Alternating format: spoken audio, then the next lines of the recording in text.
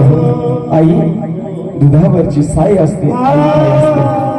अरे ज्या वेळेस आपण लहान असतो त्यावेळेस आई आपल्याला किती लाड होते बघा. स्वतः ओल्या जागेवरती झोपते आणि आपल्याला मात्र ओल्या जागेवरती ठेवते. आपल्या जीवनाचं सारं म्हणजे आई आहे. आई म्हणजे काय आहे? आपलं जीवन जगण्याचं साधन म्हणजे आई आहे. आई म्हणजे काय? आपल्याला नवीन दिशा देणारी म्हणजे आई आहे. आई म्हणजे काय आहे? तर आई आमची प्रथम गुरु आहे. आई म्हणजे काय आहे? तर आई आम्हाला जन्म देणारी माता आहे. आई म्हणजे काय आहे? आईविषयी काय बोलावं दादा? बोलावे तितके शब्द कमी आहे. आमचे महात्मे सांगतात की बाबा की आई काय असते. आईचं महात्म्य खूप आहे. सांगण्यासाठी आईचे विषय बोलण्यासाठी शब्द कमी पडतात.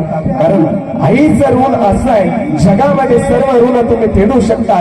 गुरु ऋण, मातृपितृ ऋण आणि जन्मभूमीचं ऋण माणूस कधी मरेपर्यंत चुकवू शकत नाही. म्हणून त्यामध्ये आई आणि वडिलांचं ऋण माणूस मरे परंतु माणूस चुकवू शकत नाही. आईचं महात्म्य तसं.